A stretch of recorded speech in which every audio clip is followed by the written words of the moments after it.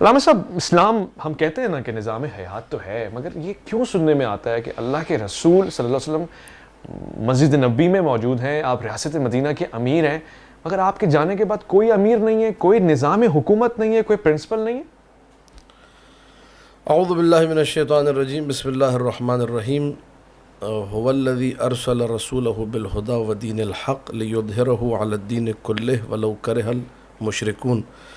یہ آیہ مجیدہ قرآن مجید کے دو مقامات پہ کم سے کم آئی ہے، ایک سورہ توبہ آیت کا نشان 33 ہے، اور ایک سورہ صف آیت کا نشان ہے 9، اور دونوں مقامات پہ بعین ہی انہی الفاظ کے ساتھ، انہی مفاہیم کے ساتھ تکرار ہوئی ہے۔ وہ اللہ کے جس نے رسول کو بھیجا، ارسلہ بالہدا، ہدایت کے ساتھ، ودین الحق، اور دین حق کے ساتھ، لیظہرہ علی الدین کلہ، تاکہ تمام دینوں پر اس دین حق کو اور اس راہ ہدایت کو غلبہ حاصل ہو۔ سبحان اللہ۔ اب چاہے مشرک اس کو ناپسند کریں، مشرک اسے نہ چاہیں، یہ جو غلبہ ہے، یہ جو اظہار ہے، یہ جو دین حق کا غلبہ ہے تمام دیگر ادیان پر، یہ اسی حکومت اسلامی کے ذیل میں ہوگا جس حکومت اسلامی کے حاکم کا نام محمد مصطفیٰ صلی اللہ علیہ وآلہ ہے۔ اب سوال جو آپ نے کیا وہ ہمیشہ کی طرح ماشاءاللہ آپ حساس اور نازک سوالات کرنے کے عادی ہیں، اور ہمیں ان نازکیوں سے پھر گزرنا پڑتا ہے، اور مختلف تاریخ اسلام کی دردناک اور المناک پگڈنڈیاں کہ جس میں کوئی مولوی کچھ کہہ رہا ہوتا ہے، کوئی مولوی کچھ کہہ رہا ہوتا ہے، لیکن بہرحال جسے ہم لوگ کوشش کرتے ہیں کہ حق سمجھتے ہیں تاریخ کے مطالعے کے بعد، اور صرف یہ نہیں کہ صرف میری کتاب میں کیا لکھا ہے اور میرا دماغ کیا کہتا ہے اور میری سوچ کیا کہتی ہے۔ تاریخ اسلام کا یہ ایک المناک ترین حصہ ہے، المناک ترین دور، اور یہ میں اس لیے کہہ رہا ہوں کہ چاہے میری کتاب ہو یا ہمارے برادران اہل سنت کی کتاب ہو، دونوں کی کتابوں میں ایسے وقائع موجود ہیں جس کو کوئی بھی اگر نگاہ عقل سے دیکھے، غور و فکر سے، شعور سے، فہم و فراست سے جب پڑھے، تو اس کے دل میں چپتے ہوئے سوالات اٹھیں گے، اور بقول آپ کے جو آپ نے انٹرو میں کہا کہ بجھتے ہوئے چراغ وہ جلنا شروع ہو جائیں گے کہ یہ کیا ہو رہا ہے۔ صحیح۔ ایک طرف نبی اکرم صلی اللہ علیہ وآلہ جو کہ حاکم ہیں، اور یہ کہنا کہ یہ ریاست مدینہ کے حاکم ہیں، اگر دقت سے دیکھا جائے تو یہ غلط ہے۔ وہ پوری کائنات کے حاکم ہیں ہمارے عقیدے کے مطابق، یہ نہیں کہ فقط ریاست مدینہ کے حاکم ہیں، ٹھیک، اور ساری کائنات میں چپے چپے پر اگر کسی کو فیض حکومت ملا ہے تو بتصدق محمد مصطفیٰ صلی اللہ علیہ وآلہ۔ امیری زیبا ہی ان کے لیے ہے، کوئی بھی اگر امیر بن رہا ہے تو ان کے صدقے میں۔ واہ واہ۔ اب یہ کہ سوال میرا صرف اتنا سا ہے، اور وہی بجھتے ہوئے چراغ کو تھوڑی سی مدھم سی روشنی دینے کے لیے، شاید کہ یہ جل اٹھے، اور شاید کہ یہ حق کی راہوں کو ہمارے لیے ہموار کرے، اور شاید کہ یہ ان اذہان عالیہ کے لیے رہنما واقع ہو کہ جو ذہن یہ سوچتے ہیں کہ ہمیں حق چاہیے، ہم حق کی تلاش میں ہیں، ہم طالبان حق ہیں، ہمیں حق چاہیے، ہم دلیل کو دیکھتے ہیں۔ صحیح مسلم میرے برادر محترم بیٹھے وہ یہ بہتر بتائیں گے، صحیح بخاری کے بارے میں یہ بہتر بتائیں گے، کیونکہ یہ پڑھتے ہیں، ان کے یہاں دورہ بخاری ہوتا ہے، دورہ حدیث، دورہ مسلم ہوتا ہے، دورہ مشکات شریف ہوتا ہے، سیاہ ستہ بھری پڑھی ہیں، کتاب الوصایا، کتاب الجنائز آپ اٹھا کر دیکھیے۔ مومن اور مسلم کے لیے نبی اکرم صلی اللہ علیہ وآلہ کا ارشاد گرامی موجود ہے کہ ما ينبغی للمرء یا للمسلم یا للمؤمن، اختلاف نسخ کے ساتھ، ما ينبغی للمرء ان ینام الا وان یکون وصیتہ تحت خدہ، خد کہتے ہیں گال کو۔ جی۔ ایک مرد مومن کو، ایک مسلمان کو، ایک مومن کو، ایک شخص کو سونا نہیں چاہیے، سزاوار نہیں ہے کہ وہ سوئے، مگر یہ کہ اس کی وصیت اس کے گال کے نیچے ہو، یعنی جب بھی وہ سوئے۔ یہ امام مسلم ابن حجاج نیشاپوری اپنی کتاب مسلم میں نقل کر رہے ہیں، بخاری میں امام بخاری اس کو نقل کر رہے ہیں کہ ایک مرد مومن کو وصیت کو گال کے نیچے رکھ کے سونا چاہیے۔ ما ينبغي للمرء ان ينام الا وان يكون وصيته تحت مخدته، مخدہ کہتے ہیں تکیے کو، مرد مومن کو سونا نہیں چاہیے مگر یہ کہ اس کی وصیت اس کے تکیے کے نیچے ہو۔ میرا سوال یہ ہے، اور اس سوال کا مجھے قبلہ سے بھی جواب چاہیے اور پوری امت مسلمہ سے جواب چاہیے، میں ایک عام بندہ بن کے گفتگو کر رہا ہوں کہ وہ نبی، وہ محمد مصطفیٰ جس نے صلی اللہ علیہ وآلہ، جس نے ساری امت کو، جس ہستی نے یہ تعلیم دی کہ تمہاری وصیت تمہارے گال کے نیچے، تمہاری وصیت تمہارے تکیے کے نیچے، مسلمانوں کو اسی امیر، اسی ختمی مرتبت، اسی کامل ترین ہستی اللہ سبحانہ و تعالیٰ کے بعد کی وصیت کیوں نہیں ملتی؟ वसीयत ही नहीं मिलती। वसीयत ही नहीं मिलती, वो कहते कोई वसीयत ही नहीं थी। मैं आपकी बात हो तो मुफ्ती साहब से ये पूछ लूं कि अल्लाह के रसूल कह रहे हैं हर मोमिन को वसीयत लिखनी चाहिए, बल्कि इसको मना करार दिया कि ना हो, कि अल्लाह के रसूल की वसीयत नहीं है। सवाल आपने कुछ और किया था, वो जवाब कहीं और ले गए हैं। बिल्कुल वसीयत हम सबको लिखनी चाहिए, हुक्म है नबी अलैहिस्सलातु वस्सलाम का। कोई पता नहीं कि बुलावा कब आ जाए अल्लाह की तरफ से और हम चले जाएं। इज़ा जा अजलुहा ला युअख्खर, जब वक्त आ जाए एक लम्हा भी पीछे नहीं हटता। ठीक है, अब वो किस वसीयत की तरफ इशारा कर रहे हैं उसका आप भी समझ सकते हैं, मैं भी समझ सकता हूँ। तो अगर कहीं है तो लाया जाए, दिखाया जाए क्या वसीयत है। इनके पास नहीं है, लेकिन क्या वसीयत है आपके पास है, किसी और के पास है? क्योंकि हम इस पे तो इत्तेफाक कर रहे हैं कि उम्मत का है, ये है, नहीं है, ये नहीं हो सकता। अल्लाह के रसूल का हुक्म है और हुक्म आपका पूरी कायनात के लिए है। और ये नहीं सकता कि खुद ना करें। आपको और मुझे, हम दुनिया में इतने लगन है, हमें मौत की फ़िक्र नहीं है। इतना ज़रूर होना चाहिए कि हम मौत की फ़िक्र करते हुए अपनी वसीयत अपना साथ लिख के रखें। ये तो हुक्म हो गया। अब इन्होंने दूसरा इशारा किया कि अल्लाह के रसूल समझ, जब आपने फरमाया तो आपकी वसीयत कहाँ थी? इनके तशा नबी अलैहिस्सलातु वस्सलाम के वसाए इतने ज़्यादा हैं, इसके मुतालिक आइम्मा ने बाकायदा कुतुब लिखी हैं। अच्छा, पूरी कुतुब। कहीं अबू दरदा फरमाते औसानी खलीली, कहीं हज़रत उमर फरमाते औसानी खलीली। अच्छा। कि मेरे दोस्त ने, मेरे रफ़ीक ने, मेरे खलील ने मुझे नसीहत की। अबू दरदा की हदीस कि औसानी खलीली ला तुशरिक बिल्लाह इन कुतिलता औ हुर्रिकता, तुझे काट दिया जाए, तुझे जला दिया जाए, फिर भी शिरक ना करना। किसने नसीहत की? वसीयत किसने की? जनाब मोहम्मद रसूलुल्लाह सल्लल्लाहु अलैहि वसल्लम। मैं कहता पूरी कुतुब हैं कि नबी अलैहिस्सलातु वस्सलाम की वसाया क्या थी। उसीकुम बित्तक़वा, कहीं अल्लाह के रसूल सल्लल्लाहु अलैहि वसल्लम फरमाते फ़इन्नहा जुम्माउ कुल्लु खैर, कि मैं तुम्हें तक़वे की नसीहत करता हूँ, हर इबादत का मरकज़ है, हर इबादत वसीयत का नामा नहीं है। आप कह रहे हैं ये मुख्तलिफ मकामात पे की हुई वसीयतें और अल्लाह के नबी नसीहतें की वसीयतें ही हैं। नबी अलैहिस्सलातु वस्सलाम ने फरमाया मोमिन को एक दूसरे के लिए नासे होना चाहिए, और आपकी हर नसीहत उम्मत के लिए वसीयत थी। कोई जानशीनी की भी वसीयत नहीं है। वसा यूसी का मैंने, वसा का मैंने क्या होता है? पैगाम देना। वसा का मैंने क्या होता है? किसी को सबक देना, किसी को कोई चीज़ बताना। तो यही अल्लाह के नबी ने जो पैगाम बताया आपकी वसीयत है। उम्मत को चाहिए कि इन वसाए पर अमल करें। कितनी वसीयत है, जिस हम ख़ास ज़ुमरे में लेके जा रहे हैं उस ख़ास ज़ुमरे को छोड़कर हम उमूम की तरफ आ जाएं। क्यों छोड़ के, अगर हम इसको समझने की कोशिश करें कि अल्लाह के रसूल ने एक तो वसीयत नसीहत के पहलू में की है जो लाजिम हमें पकड़नी है, क्या अपने बाद कोई निज़ाम देने की वसीयत की है? क्या हमारे पास है? मैं अल्लामा साहब आपसे जवाब ले लूँ, क्या है? जी अल्लाह के रसूल सल्लल्लाहु अलैहि वसल्लम जब हालत मर्ज़ के अंदर थे, आपने फरमाया मुरू अबा बकर फलयुसल्ली बिन्नास, आप अबू बकर को कहें लोगों को नमाज पढ़ाएं। मुस्नद अहमद की हदीस है, अम्मा आयशा सदीक़ा रज़ी अल्लाह तआला अन्हा फरमाती है इन्ना अबानी कस सकीम, अल्लाह के नबी मेरे अब्बा बीमार हैं। आप किसी और को कह दें, हज़रत उमर बिन ख़त्ताब भी मौजूद हैं, उस्मान भी मौजूद है रज़ी अल्लाह, हज़रत अली रज़ी अल्लाह असदुल्लाह अल्लाह के सिर्फ वो मौजूद हैं, दीगर सहाबा इकराम मौजूद हैं।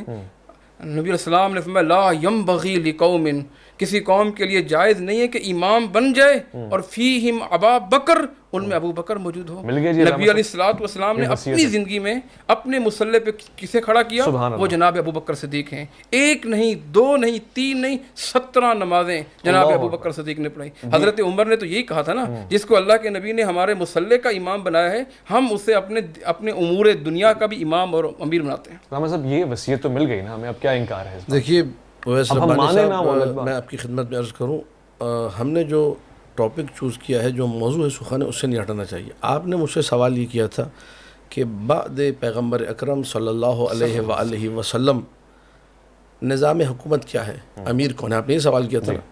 मैंने उस पर एक क्वेश्चन रेज़ किया, उस पर एक मैंने सवाल उठाया कि वो नबी जो कि हमें ये तक बता के जा रहा है कि मिसवाक वर्टिकली यूज़ करना है कि हॉरिजेंटली यूज़ करना है, वो नबी जो हमें छोटी से छोटी बात बता के जाए, उस नबी ने ताकीद की वसीयत करो। अहम तरीन चीज़ देखिए, हुकूमत अगर है इस्लामी हुकूमत तो आपके सारे मामलात बेहतर हैं। अभी जब हम लोग हाकिम की तरफ जाएंगे और इस्लामी निज़ाम हुकूमत की तरफ, इस्लामी निज़ाम हुकूमत में अदल होगा, इस्लामी निज़ाम हुकूमत में हाकिम खौफ खुदा रखने वाला होगा, इस्लामी निज़ाम हुकूमत में हुदूद इस्लामी का इजरा होगा, इस्लामी निज़ाम हुकूमत में हर गुनाह से दूरी का हुक्म दिया जाएगा, इस्लामी निज़ाम हुकूमत में हर इबादत की तरगीब दिलाई जाएगी, इस्लामी निज़ाम हुकूमत में लोगों में खौफ खुदा बेदार किया जाएगा, इस्लामी निज़ाम हुकूमत में अदल की, खौफ खुदा की, तक़वा की, इस्लाम की, दीन की, ईमान की बात होगी।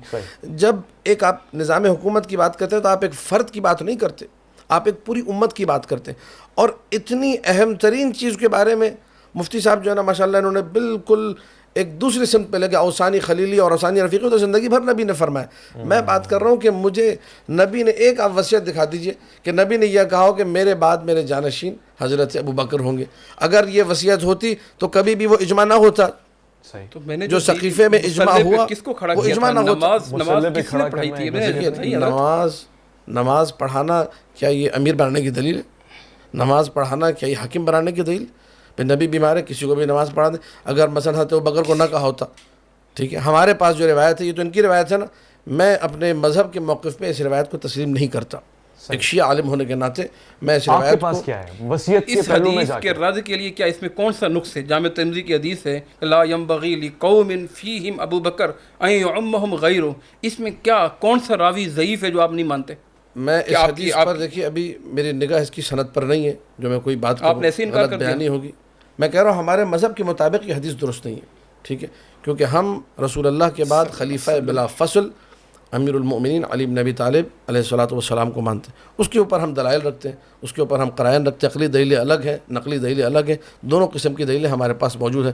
ہم خلافت حضرت ابو بکر کو تسلیم نہیں کرتے, ہم انہیں خلیفہ مسلمین بعد رسول نہیں مانتے. یہ ہمارا عقیدہ ہے, اسی عقیدے پہ ہم لوگ شیعہ ہیں. ورنہ اگر ہم حضرت ابو بکر کو خلیفہ مان لیں ہم سنی کہلائیں گے, شیعہ نہیں کہلائیں گے. جو اللہ کے رسول کا فرمان ہے کہ تمام کائنات میں رسولوں کے بعد جو اس امت کا سب سے افضل فرد ہے وہ جناب ابو بکر سے. موضوع حدیث موضوعات کی ایک لائن ہے بالکل. آپ نے چلیں ہم نظام پہ آ جاتے ہیں. علامہ صاحب نظام جو ہمارا مین ایجنڈا ہے, ٹاپک ہے. نہیں ربانی صاحب, جس کو اللہ کے نبی نے مصلی کا امام بنایا ہو, آپ اس کو کچھ چھوٹی بات وہ کہہ رہے ہیں کہ ان کے مستند نہیں, ان کی روایت کوئی مسجد نبوی میں نہیں مانتے. کیا مسجد نبوی کے اندر بن گیا نا ایک بندہ امام آ گیا, چلو آئے نہ آئے, بننا چاہیے نہیں بننا چاہیے یہ اور بات. ایک بندہ بن گیا, آپ مانے یا نہیں مانے, اللہ کے نبی نے اسے امام بنا دیا, بن گیا. اس میں جناب علی رضی اللہ تعالیٰ عنہ بہت بڑے شخصیت ہیں, اسد اللہ کے شعر ہیں, ان کے فضائل نہ ختم ہونے والے موجود ہیں.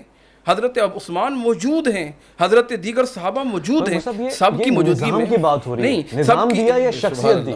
جب ان کو امام کیونکہ بنا ان کے دیا, بعد بھی تو کوئی آئے گا, دیکھو ان نا کے بعد آنے کا کوئی پیٹرن ہے یا ایک شخص ہے. حضرت نے ایک حدیث پڑھی وصیت والی, صحیح مسلم کی حدیث پڑھی.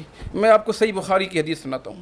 عبداللہ بن عمر فرماتے ہیں کننا لا نعدل بأبی بکر احدا بعد النبی صلی اللہ علیہ وسلم ثم عمر ثم عثمان ثم علی رضی اللہ تعالیٰ. ہم اللہ کے نبی کے بعد ابو بکر کے برابر کسی کو نہیں مانتے تھے, پھر جناب عمر بن خطاب کو مانتے تھے, پھر جناب عثمان بن عفان. وہ بتاتے کننا لا نعدل, صحیح بخاری کی حدیث ہے. جب انہوں نے صحیح مسلم کی حدیث پڑھی, ہم نے آمنا و صدقنا کی. جب میں صحیح بخاری کی حدیث پڑھتا ہوں, عبداللہ بن عمر سے کہتے لا نعدل بأبی بکر, ان کے ابا کا ذکر نہیں کر رہے کہ میں اپنے ابا کا ذکر کروں کہ میرے ابا پہلے نمبر پر, کہتے لا نعدل بأبی بکر احدا, ابو بکر پہلے.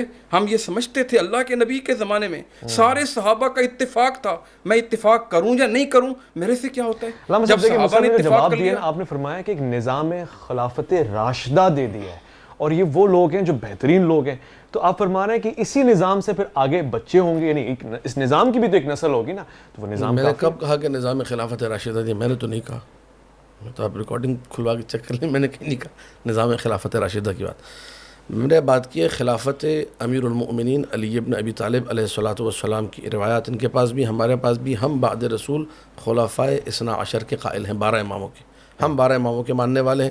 ہمارے فرقے کو اسی لیے شیعہ اثنا عشریہ کہا جاتا ہے. اور اس کی دلیل ہے آپ کے پاس؟ 100% دلیل ہے, ٹھیک ہے. ایسی تمام وہ روایات شیعہ سنی مصادر سے, میرے استاد محترم مرحوم علی اللہ مقامہ علامہ طالب جوہری صاحب نے کتاب ہے ان کی خلفائے اثنا عشر, اس میں ساری روایتیں جمع کر دی شیعہ سنی مدارک سے کہ خلفائے اثنا عشر کی کیا کیا روایتیں. یہ اپنے 12 امام بتائیں, ان کے مصادر میں حدیث معتبر ان کے پاس موجود ہے, ٹھیک ہے, کہ بھائی ان کے 12 امام کون سے. کوئی معتبر نہیں ہے, نہیں حدیث معتبر ہے یہ والی. اب آپ کہیں گے موضوع ہے تو آپ اس کی دلیل پیش کیجیے گا کہ بھائی کیوں موضوع مانتے ہیں. ایسی حدیث ہے ٹھیک ہے, 12 اماموں کی کوئی بھی ہو, جی اثنا عشرہ ائمہ کی کوئی ایسی حدیث ہے؟ کوئی نہیں ہے, کوئی حدیث نہیں. میں ان کی خدمت میں انشاءاللہ ان سے پروگرام کے بعد ملنے جاؤں گا. جو میں نے صحیح بخاری کی پیش کی, جو میں نے صحیح بخاری کی پیش کی متواتر حدیث لا نعدل بأبی بکر احدا, اس کو تو انہوں نے تسلیم نہیں کیا. اور جب اپنی میرا حدیث طالب جو علم ہے نا، حسن ویسے جو بانی حسن صاحب، لغیرہ ہی ہے، حسن لغیرہ ہی ضعیف کی ایک قسم آتی ہے، حسن لغیرہ ہی جو تو بڑھ جاتی ہے، اس کو یہ متواتر کے طور پر مجھ پر قائم کر رہے ہیں۔ اچھا نظام کیا علامہ صاحب؟ میں دیکھیں میں ایک آپ کے پاس کیا دستبستہ فارمولا؟ نہیں، میں پہلی بات مکمل ہو جائے ورنہ پھر پروگرام اسی طرح متفرقہ اور تتر بتر چلتا رہے گا، ہم کسی نتیجے پہ نہیں پہنچیں گے۔ میرا سوال ہے ایک طالب علمانہ سوال، ایز اے اسٹوڈنٹ میں مفتی صاحب کے سامنے زانو تلمس طے کرتے ہو، آپ سمجھے یہ سوال کر رہا ہوں کہ قبلہ استاد محترم آپ مجھے یہ بتائیے، قبلہ مولانا آپ مجھے یہ بتائیے کہ اگر جو ہے نبی اکرم صلی اللہ علیہ وآلہ نے وصیت کر دی تھی، میں نے مان لیا، میں شیعہ ہوں، میں نے مان لیا، تسلیم کر لیا کہ حضرت ابوبکر کو امیر بنایا تھا، اور یہ امیر بنانا ثابت ایسے ہوا کہ انہوں نے نماز پڑھائی تھی، ٹھیک ہے، ٹھیک ہے، تو سقیفہ میں بیعت کیوں لی جا رہی تھی جب امیر بنا دیا؟ یہ تاریخ ہے۔ اب یہ تاریخ ان سے بھی پوچھیے، مجھ سے بھی پوچھیے، اور سارے عالم اسلام سے پوچھیے کہ حضرت ابوبکر، حضرت عمر، حضرت عثمان نبی اکرم کے جنازے میں موجود نہیں تھے، غائبانہ نماز جنازہ پڑھی، کیونکہ سقیفہ میں حضرت ابوبکر کی خلافت کے لیے حضرت عمر سب کو جمع کر رہے تھے کہ ابوبکر کی بیعت کی جائے، حضرت عمر سب لوگوں کو لا رہے تھے، انصار سے، مہاجرین سے، ادھر سے ادھر سے۔ اگر نبی آرڈر کر چکے تو پھر تو یہ مسلمانوں کی بدبختی ہے کہ نبی کی وصیت کے بعد، نبی کے آرڈر کے بعد وہ لڑ رہے ہیں کہ کس کو امیر بنایا جائے۔ تجدید وفا تو ہوگی نا، عمل تو ہوگا۔ نبی دیکھیے، نبی کے حکم کے بعد کون سا تجدید وفا؟ اگر نبی کے حکم کے بعد تو بات ختم ہو جانی چاہیے نا۔ اگر اجازت دیں یہ بات عقل کے بھی خلاف ہے اور نقل کے بھی خلاف ہے۔ اس لیے خلاف ہے کہ نبی علیہ الصلوۃ والسلام کا جسد موجود ہے، آپ صلی اللہ علیہ وسلم دنیا سے پرواز، صحابہ کرام کی کیفیت کیا ہے؟ آپ حضرت عمر بن خطاب کا واقعہ پڑھیں نا، وہ کہتے ہیں واللہ ما مات النبی صلی اللہ علیہ وسلم، اللہ کی قسم اللہ کے نبی کا انتقال نہیں ہوا، وہ اپنے ہوش کھو بیٹھے۔ وہ کوئی یہ کہنے لگے، کوئی یہ کہے کہ اللہ کے نبی کا انتقال ہو گیا ہے، اضرب عنقہ، اس کی گردن میں اڑا دوں گا۔ یہ سچ ہے، یہ سچ ہے، اس سے آپ آنکھ نہیں، نہیں پھیر ایک بات سکتے۔ ہے تو کیسے بنو ثقیف پہنچ گئے؟ اللہ کے نبی کا جسد موجود ہے، آپ دنیا سے پرواز فرما چکے ہیں، تو وہ بنو ثقیف میں بیعت کر رہے تھے، وہ نبی کے اشارے پر آپ جان یہ دینے کہنا چاہ رہے والے۔ ہیں کہ اللہ کے رسول کا نماز جنازہ ہوا ہے اہتمام کے ساتھ؟ نہیں، نماز جنازہ نہیں ہوا، آپ سب کے لیے دعائیں کی گئی، آ کر کوئی اس طرح کا نماز جنازہ دعا ہی تو ہوتی ہے اور کیا؟ نہیں، جیسے ہم نماز جنازہ پڑھتے ہیں، باقاعدہ ایک امام مقرر ہوتا ہے، اس کے کسی نے جنازہ پڑھایا نہیں۔ اللہ کے رسول کی نماز، یہ بات بالکل صحیح ہے، میں تائید کرتا ہوں کہ امام کوئی نہیں تھا۔ امیر کائنات نے یہ فرمایا کہ النبی کانا اماما حیا و میتا، نبی اکرم خود امام تھے، زندہ ہوں تو وہ امام، اور دنیا سے چلے گئے تو امام۔ تو تم امام بنا کے کسی کو جماعت نہیں پڑھنا، ایک ہی صف کھڑی کرو، جماعت پڑھ کے چلے پھر جاؤ۔ آپ نے حضرت علی کو امام کیوں بنایا؟ کس چیز میں؟ اگر اللہ میں نماز جنازہ کی بات کر رہا میں ہوں، پوری زندگی کی بات کر رہا ہوں، امام تو ہیں، آپ نے اس حدیث کو اگر وزن بنایا کہ وہ زندہ بھی امام ہے اور میت میں بھی امام ہے، ماتا کے بعد بھی۔ کیونکہ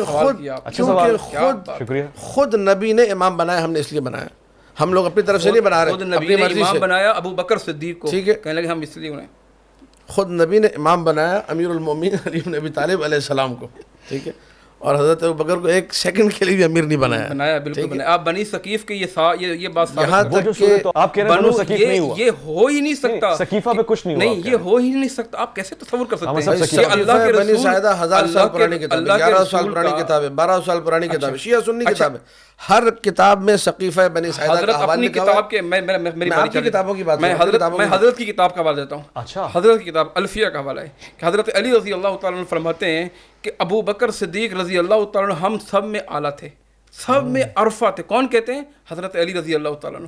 جب وہ تسلیم کر رہے ہیں تو آپ کیوں نہیں تسلیم کریں؟ آپ یہ وہ تسلیم حدیث کریں۔ ہے آپ کی کتاب الفیہ، جو کہ آپ کو میں ابھی حوالہ دے دیتا ہوں، جو کہ حاکم شام معاویہ ابن ابی سفیان کے دور میں پیسے دے کے گھڑوائی گئی۔ ان حدیثوں کی چارہ نہیں کہ ویلیو نہیں کہ امیر المومنین نے فرمایا۔ ہماری کتابوں کے اندر، میں اپنی کتابوں سے حدیثیں پیش کروں گا، بہت ساری کتابیں ہماری ایسی ہیں جن میں موضوع اور ضعیف حدیثیں موجود ہیں۔ آپ مانتے ہیں اس بات؟ بالکل مانتے ہیں، اصول کافی میں بھی ایسی احادیث ہیں، بالکل ہوں گی ہم لوگ، لیکن کبھی یہ نہیں کہتے کہ ہماری یہ کتاب از اول تاخیر الف سے تک صحیح ہے۔ یہ تو آپ کہتے ہیں، صحیح بخاری، صحیح مسلم۔ اچھا، عجیب بات یہ ہے، خود امام بخاری نے بھی پوری کتاب کے لیے لفظ صحیح کا استعمال نہیں کیا۔ اصل کتاب ہے الجامع للبخاری، وہ بعد میں صحیح بخاری کر دیا اس کو امت مسلمہ نے۔ صحیح مسلم کا نام نہیں، الجامع للمسلم ہے۔ نظام امامت کہوں، خلافت کہوں، کیا کہوں، اللہ کے رسول نے اور اسلام نے ہمیں کیا نظام دیا ہے لیڈرشپ کے لیے جس پہ ہم گورنمنٹ بنا سکتے ہیں؟ دیکھیں، آپ امامت کہیں یا خلافت کہیں، ہمیں اس پہ کوئی اعتراض نہیں ہے، شرط یہ ہے کہ وہ من عند اللہ و من عند الرسول ہونا چاہیے۔ اچھا، یعنی اللہ کے ہم میں رسول اور اہل سنت میں بنیادی فرق یہ ہے، یہ قبلہ تسلیم کریں، ان کی کتابوں میں لکھا ہوا ہے کہ ہمارے پاس امام منصوص من اللہ ہوتا ہے، ہم لوگوں کے بنائے ہوئے امیر کو نہیں مانتے. حضرت ابو بکر کو لوگوں نے بنایا تھا. ہم یہ نہیں کہتے کہ امیر المومن کو سقیفہ میں انتخاب کیا گیا تھا. ہم کہتے ہیں امیر المومن کا انتخاب اللہ اور اللہ کے رسول نے کیا ہے. ٹھیک ہے. حضرت ابو بکر کا انتخاب سقیفہ میں لوگوں نے کیا, تو ان کے پاس تعین امام لوگوں کے نزدیک ہے, لوگ امام کو متعین کریں گے. ہمارے پاس متعین کرنے والا اللہ اور رسول من ہے. جانب اللہ ہے یا اجتماعی حیثیت میں ہم نے ایک سسٹم بنایا مسلمانوں نے, اجماع کی نتیجے میں نکل کر آئی. خلافت راشدہ من جانب اللہ ہو سکتی ہے؟ اچھا سوال کیا آپ نے, لیکن اللہ کے رسول صلی اللہ علیہ وسلم نے جو اشارتاً پوری زندگی آپ کے سامنے تھی, میں حضرت کی بات کی تکمیل کرنا چاہتا ہوں, اس لیے وضاحت ضروری ہے. نبی علیہ الصلوۃ والسلام 27 جنگوں میں ہیں, 7 کون ہیں. نبی علیہ السلام سفر ہجرت میں ہیں, 7 کون ہیں. نبی علیہ السلام مدینہ میں ہیں, 7 کون ہیں. نبی علیہ السلام مکہ میں ہیں, 7 نہیں. صحابہ نے وہاں سے اخذ کیا. جب صحابہ نے اخذ کیا یعنی من جانب اللہ ہے یا نہیں؟ صحابہ نے اخذ وہاں سے کیا. اللہ کے نبی کے اشارے موجود. میں ابو بکر صدیق رضی اللہ تعالیٰ عنہ, ان کی کسی ایک صحابی نے, حضرت علی رضی اللہ تعالیٰ عنہ سے لے کر سارے صحابہ اکرام, کسی ایک نے بھی اختلاف نہیں کیا. ابو بکر صدیق ان کے شروع کے دنوں میں اختلاف تو رہا, اس پہ روایات ہیں. سب نے کیا بھائی اختلاف. کس نے نہیں کیا؟ آپ یہ پوچھیں کتنے لوگ تھے جنہوں نے اختلاف نہیں کیا. وہ لوگ تھے 10-15 لوگ جنہیں جو ہے زور زبردستی. ٹھیک ہے. یہ آپ تاریخ کے ساتھ بھی ظلم کر رہے ہیں اور جس اپنے ساتھ طریقے سے ہمارے اور پاکستان کے اندر سلسلہ ہوتا ہے زور زبردستی, چلیں میں ایک خلافت کا نظام معاملات ہو گئے, وہ والے معاملات ہیں. نظام حکومت اسلام کیا؟ میں ایک سوال پوچھوں, دونوں سے پوچھوں, مختصر سا ایک سوال ہے. اسلام کیا ہمیں نظام لیڈرشپ جسے میں کہہ رہا ہوں, نظام حکومت دیتا ہی نہیں ہے, یا ہم پہ چھوڑ دیتا ہے, یا ہمیں دیتا ہے اور ہمیں پابند بناتا ہے کہ اس کو قبول کرو؟ کیا آج کوئی بھی ایک ایسی اسٹیٹ ہے مفتی صاحب جس میں اسلامی نظام حکومت ہے کمپلیٹلی, کوئی ایسی ہے؟ آپ جو ہے کوشش کر رہے ہیں موضوع کو چینج کرنے کا. اچھا ہے, ٹھیک ہے, آپ کا انداز ماشاء اللہ تعالیٰ. آپ نے جو موضوع شروع کیا اور جو شروع کیا ہے اسی پہ رہنا چاہیے, تو اچھا ہے, اس میں مزہ آتا ہے آپ کو, کیونکہ دلائل کے انبار ہیں. میں ڈر رہا ہوں کہ کہیں معاملہ حساس نہ ہو, میں اس سے خوفزدہ ہوں کہ کوئی اس مسئلے کو انشاءاللہ وہ بھی صاحب معرفت ہیں. الحمدللہ دیکھیں ہماری جو گفتگو ہے نا وہ علمی بنیادوں پر ہے, علمی بالکل ہونی بھی چاہیے. اور ہم دونوں آپس میں بھی ہنسی مذاق بھی کر رہے تھے, محبت کی بات بھی کر رہے تھے. ٹھیک ہے. دلوں کے حال اللہ بہتر جانتا ہے. میں کتاب سامنے رکھ کے بات کر رہا ہوں. ٹھیک ہے. اگر مفتی صاحب فرماتے ہیں کہ حضرت ابوبکر کو نماز پڑھانے کی وجہ سے خلیفہ بنا دیا گیا تھا, تو میرا سوال تعلمانہ سوال, پھر وہی سوال کہ جو ہے بہت مؤدبانہ سوال. میں پوری زندگی کی بات کروں, پھر آپ نماز کو لے کے ساری زندگی اب میں بات کرتا ہوں, ساری زندگی کی بات کہ دعوت ذوالشیرہ سے لے کر آخری وقت تک امیر کائنات علی ابن ابی طالب کے فضائل کیوں پڑھے. بھئی اگر بنانا تھا ابو بکر کو امیر, حضرت ابو بکر کو امیر بنانا تھا, تو آپ ساری زندگی ان کے فضائل پڑھتے. آپ ساری زندگی فضائل پڑھ رہے امیر المومنین کے, اینڈ میں آپ نے کہا جی نماز پڑھا دو تو وہ خلیفہ بن گئے. یہ لاجیکل ہے؟ یہ تو بالکل لاجیکل ہے. ساری زندگی فضائل, ذکر علی عبادت, علی کی طرف دیکھنا عبادت, علی کا ذکر عبادت, علی دور بھی جا رہے تو انہیں دیکھو تو عبادت, علی جو ہے امیر, علی جتنی جو ہے ان کی فضیلت کے لیے جو روایتیں ہیں وہ پیش کریں. یہ تو کہیں گے اتنی روایات میں نے آپ کو ذکر کیا کہ میں نے حضرت علی رضی اللہ تعالیٰ عنہ کی فضیلت پر میں نے 3 جمعے پڑھائے, اور وہ 3 بھی ناکافی ہوئے. ٹھیک ہے, زندگی پوری ناکافی ہے. مگر یہ ان کی عظمت, ان کی عظمت کے لیے صحیح حدیثوں کو پڑھے نا. یہ والی حدیث ضعیف ہے کہ حضرت علی کے چہرے کو دیکھنا عبادت ہے. بھئی اللہ کے ولی کو دیکھنا عبادت ہے, اس طور پر ٹھیک ہے. اللہ کے ولی کو دیکھنا, اللہ کے رسول کی طرف منسوب کرنا, یہ حدیث نہیں ہے. یہ حدیث نہیں اس طرح. اچھا, میں یہ بات کر رہا تھا کہ یہ کہہ رہے ہیں کہ ایک نماز پڑھا دی. نبی علیہ السلام نے ابو بکر صدیق کے متعلق کتنے فضائل بیان کیے ہیں. ابو بکر فی الجنہ, نہیں 17 پڑھائی. ابو بکر فی الجنہ, ابو بکر فی الجنہ. نہیں سنیں نا, وہ دوبارہ گئے اس پہ نا, وہ جائیں تو آپ مانیں اور میں جاؤں تو آپ نہ مانیں. یہ کیسے دے رہے ہیں, کہہ رہے ہیں روایت صحیح ہے. نبی المودہ میرے مسلک کی کتاب ہے نہیں, آپ کی مسلک کی. حافظ سلیمان القندوزی الحنفی, حنفی عالم ہے. ٹھیک ہے, افغانستان کے قندوز کے رہنے والے. کیا ینابی المودہ 4 جلدوں پہ کتاب, اردو ترجمہ بھی ہو چکا ہے. اس میں لکھا ہوا ہے النظر الی وجہ علی عبادہ. حضرت علی علیہ السلام کرم اللہ وجہ, انہوں نے منسوب اللہ کے نبی کی طرف نہیں کیا ہوگا. جیسے میں نے کہا ہر ولی کی طرف, اگر ربانی صاحب مجھے اگر ربانی صاحب اللہ کے ولی لگتے ہیں تو مجھے دیکھنا عبادت ہے. بالکل اللہ کے ولی نہیں کہہ رہے ہیں, وہ کہہ رہے ہیں کہ روایت حضرت علی سے بڑھ کر کوئی اللہ کا ولی ہو سکتا ہے. یہاں پہ میں چاہوں گا کہ اسد اللہ, جسے اللہ کے نبی نے فرمایا, وہ کہہ رہے ہیں اللہ کے رسول کی حدیث ہے. کیا حدیث آپ کی کتاب میں موجود ہے جس کا حوالہ دے رہے ہیں؟ اگر انہوں نے کسی نے لکھ دیا ہے, کیسے لکھ دی حدیث؟ نہیں موجود ہونا کافی نہیں ہے. میں کہتا ہوں ابن ماجہ ہے, سیاستہ میں شامل ہے, اس میں کئی ضعیف حدیثیں ہیں. سنن نسائی ہے, سیاستہ میں شامل ہے, اس میں کئی ضعیف حدیثیں ہیں. آپ ایک پروگرام پورا رکھیں صرف اسی حدیث پہ, النظر الی وجہ علی عبادہ. ہو گیا جی، کر لیں اس پر. کر لیں اس پہ پروگرام. میں بالکل تیار ہوں.